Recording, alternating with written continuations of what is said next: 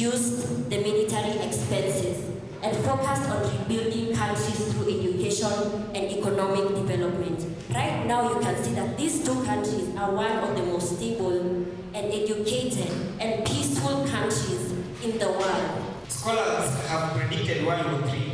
That's a strong point and a reason that we should invest in military today as South Sudan. If a war breaks out today, who will defend you? We are in a state of anarchy. That's what scholars believe. So there is a big reason we should invest in military.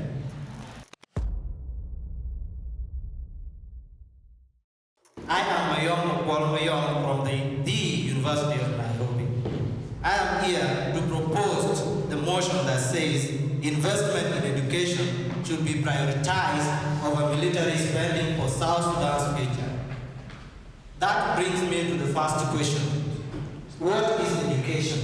This is the process of imparting knowledge acquired by learning and instruction. That brings me to the second question. What is military? These are forces of a nation. This brings me also to the third question. What is investment? This is the process of investing money in your assets with the object or with objective purpose. I talked about the objective purpose yesterday, to grow your money. So many of the times you have heard your parent telling you, my daughter, my son, I'm investing in you. What can we associate with that? That is education. Let me start by telling you the advantages of education. What are the advantages of education? Firstly, education brings about critical thinking. We need critical thinking in tackling our daily issues, be it politically, be it socially, be it economically, and also we also need critical thinking in problem solving. Secondly, education offers equality. I can affirm that most of us have been in classes. Nobody has ever been told that, my daughter, you are from this tribe. My daughter, we don't entertain people from your region. It brings about equality. Thirdly, it brings about communication skills. At me as a lawyer, law nowadays it is concentrating on communicating lawyers. And what are you supposed to have as a communicating lawyers? You should be transparent in your communication. You show the transparency. You are supposed to be convincing. You are supposed to convince your clients. So we also have the fourth. We have the financial stability. People have changed backgrounds, people have changed families. Education is a level.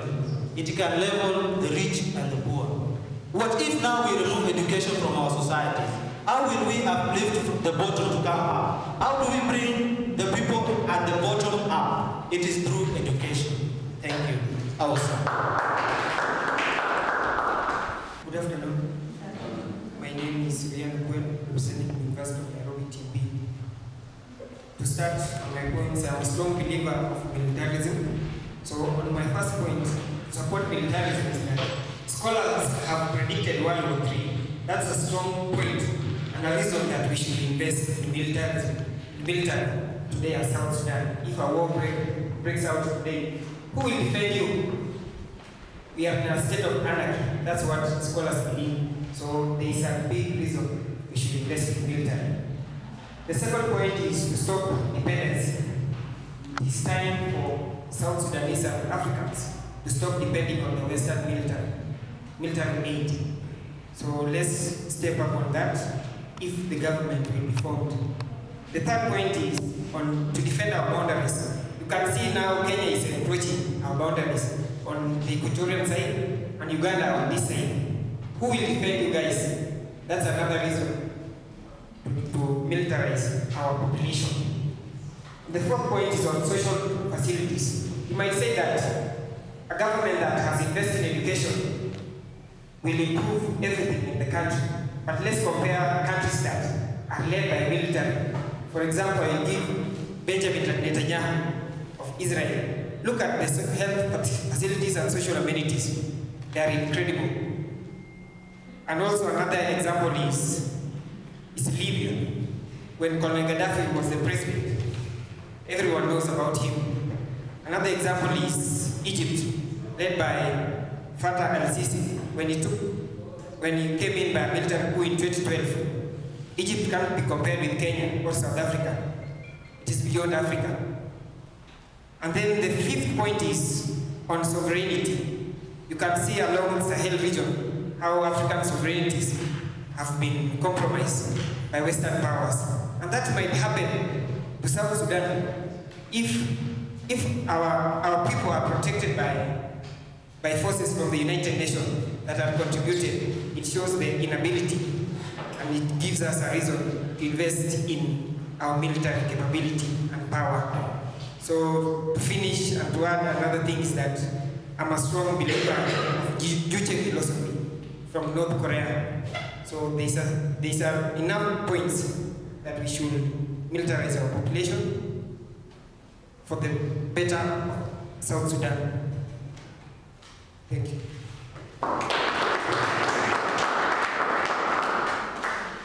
All protocol observed. Good afternoon. My name is Elizabeth Kapajok from the University of Nairobi, and I'll be representing Team A. First and foremost, I'm here to reaffirm the motion that says investment in education should be prioritized over military spending for South Sudan's future. First and foremost, I would like to put across the point of human capital development. This comes about through education. Education is essential to develop a skilled workforce. A report from the World Bank, it says that each additional year to one schooling gives us a 10% increase in our income as citizens. Let's look at the educational level or the illiteracy rate in South Sudan. It is about 27% for our adult people. We need to educate more people so that we can at least lower this number to a smaller percentage. Another thing, education brings about economic growth and national development. A well-educated nation is essential for economic growth. We have reports that give out that educated countries or countries that invest in education expect an increase in their GDP by approximately 1 to 2% higher from the previous years. This is significant to boost our economy as South Sudan. Another thing, education brings about health improvements and accessibility. We have doctors, we need more doctors, we need more lawyers, we need more accountants in South Sudan to develop our country. Remember that, let us look at the United Nations World Health Organization. It says that educated individuals can have or can make well-informed decisions or choices when it comes to their health. We need that too as a people of South Sudan. Another thing that I would like to put across about education is that it brings about, the opportunity cost to meeting military spending is actually very high. Diverting these resources to meet the essential, from the essential services is a weak point to our developing nation. Let us look at, according to Stockholm International Peace Research Institute, which is SIPRI, it says that military expenditure was approximately 3,000 million USD in 2020. Imagine redirecting that to other sources. Thank you.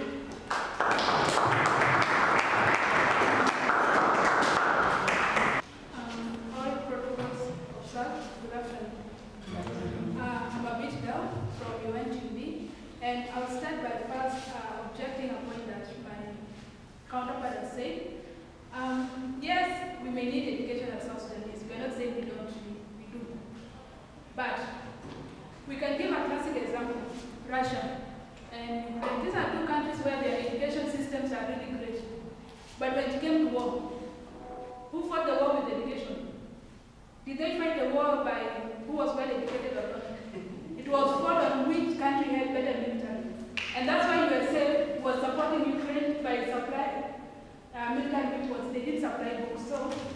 Education might be great, but no one is what it depends. On my first point, I support investing in military more because South Sudan as a country, we have in certain groups, we have conflict entrepreneurs who are benefiting from the conflict that we have in South Sudan. And this is something that can be worked on by the military. Reason being, a country that their military is well educated, a country that their military knows how to protect, knows how to actually follow rules. Because in South Sudan, somehow you can see they don't know how to follow rules, and they need to be educated on that. Because the military needs to be really disciplined. You can see classic case in Kenya here. When the KDF were released to the streets, you saw how they contained everyone, including the police, the civilians, and everyone went home safe. So it's something that South Sudan, for our national security and stability, we need to empower our military. And protection of civilian populations. You can see in our villages, in the remote areas, there's a lot of communal clash and civilian war. These people need to be protected. We need South Sudan to have citizens that want to go to school.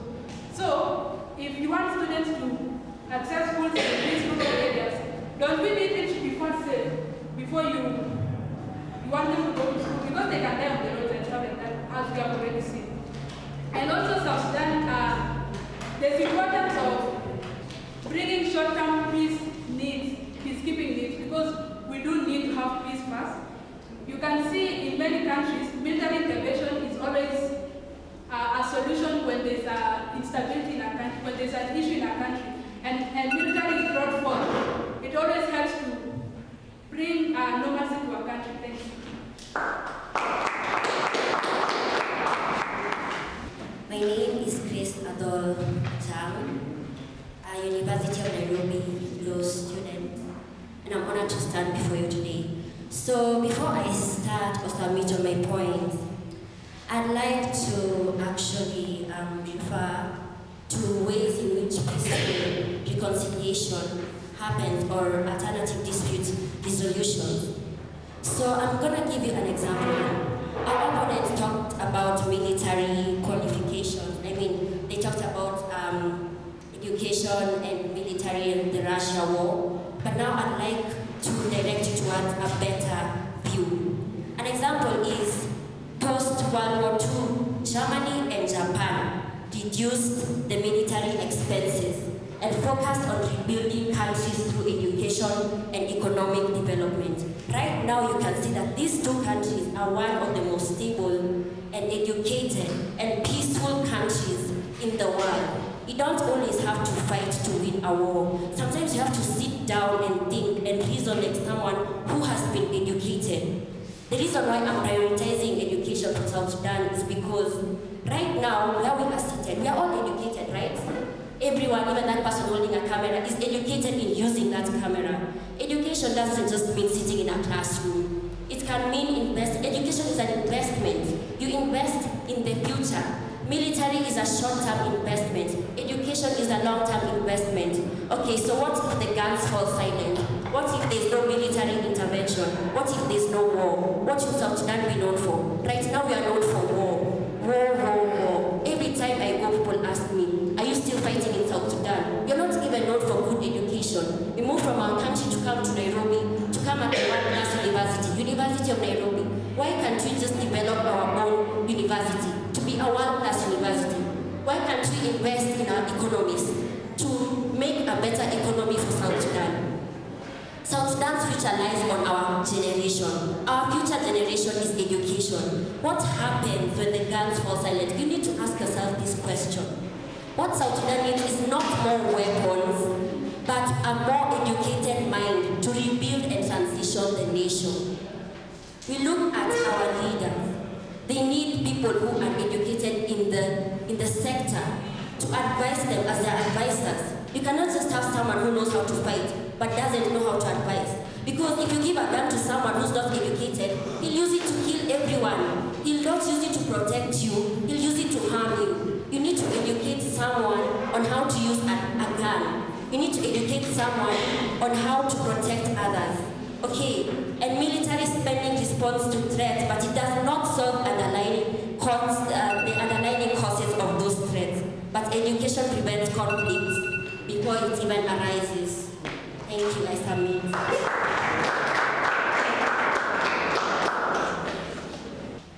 All protocols observed. I'm Sylvia Bad, a medical student at UON. One thing, I've never heard of illiteracy killing anybody. What you don't know will never kill you. So, who are the most active and most abusive people on social media? I believe most of you are TikTokers, Facebook members, and everybody. Who are those people living in insult, living in suicide rate? Are they not the educated people? So these educated people, you've learned how to write English, you've learned how to write whatever language you are able to write, you've learned those big vocabularies, and now you're using them to bring down these people. No, my time. You've learned those big things from your education. But if we look at our country of South Sudan, our military people are the most patriotic people. Like if we go and prioritize this education, we take all the resources from the most income thing we have in South Sudan is the oil. So we're going to take most of this money and invest in this education. Later on, these educated people want to fly to America. They want to go to British. They want to go to Germany and stuff. The people left to protect and take care of these young ones that you're claiming they should be born and be educated are the military. So if all of you who are educated, you're living in UK and everything, doing brain drainage, who are left in South Sudan? It's the military. Because this military know their duty for their land. They are so patriotic. They are not selfish. Education has brought about selfishness. We are so selfish as educated people. So I will start with the military. We've seen what education has done. Every home for itself. The military, even like in the media, was shown that this military, even if they were supposed to retire a long time ago, they are busy going here and about trying to ensure the safety of its people. But these educated people, they are busy looking for money to educate their children, forgetting that this country needs to be overseen. So everything about education is me. Who is watching out for these other people? It's the military. We have a country like Ethiopia. Everybody has heard of Ethiopia. They have their own calendar. They don't go with this education stuff. They came up with their things and they're living with their things. When all of you are colonized the educated people, Ethiopia alone, through its military, through its army, stood out. So even if today you educate yourself, how many years or how many resources are required to make you compete with USA in education? Thank you.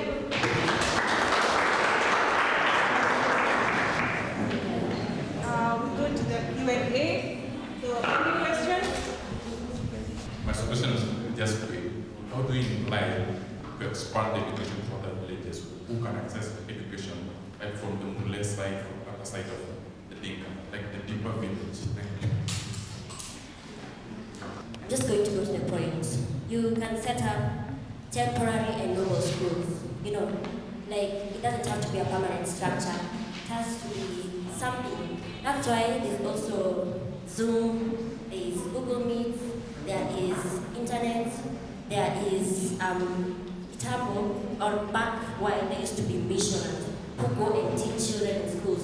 So we can actually distribute these teachers to go and teach the less fortunate in case they cannot afford to go to a school or pay fees, or give free education to these children who actually need it. This goes to the proposals. How do you prioritize education in a situation whereby there's no peace? I mean, a short version of that would be between security or person and or property vis-a-vis education. Which one comes first? Yes, security comes first to education. But what happens if this security comes from an educated person? Do you think that there will be security Do you think that this person will know how to actually protect the people who need to be protected? Because if you need to be in the military, even here in Kenya, there are some qualifications. You need to go through training. That is a form of education. So your security comes first, but it comes through an educated personnel. You can't just give an ordinary person a gun here, go defend the nation. They won't know who their opponent is. They won't know who the enemy is. They'll end up attacking their own people. I submit.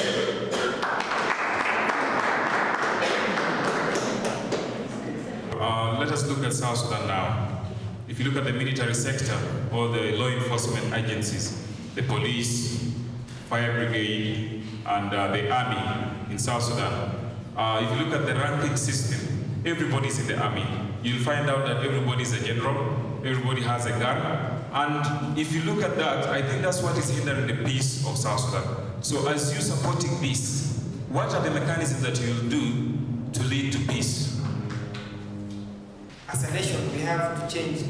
How do we recruit our military personnel? We have gone to a certain level since independence. Our education, the education index of South Sudan might be at 6, if it has gone high. So at this 6 that we are currently in, we should at least recruit those who have undergone secondary education. They are better. So on that we should change on how we are recruiting, and the behavior should change on how military conduct themselves. Is the military investment or spending heightened in South Sudan? If yes, why? And tied onto that question, we have a national police service in South Sudan and a military on the other hand. With respect to maintaining law and order in South Sudan, what is the relationship? On that, I think military should go to the place of influence, or the place of sphere of influence, that is barracks. If military men are taken to barracks today in South Sudan, only the police will be left out to deal with the normal civilians, and it will bring peace. There will be no friction between the military personnel and the National Police Service. I was just thinking and wondering about education, this thing, education. And I'm a little bit concerned what happens in a nation where military spending is prioritized while the military is not educated. On education and the military, remember that during independence, 2011, South Sudan got independence through military, and those guys were not educated. So I'm not saying that we lag behind on education, but we should just invest in military. We don't know what future entails. Thank you.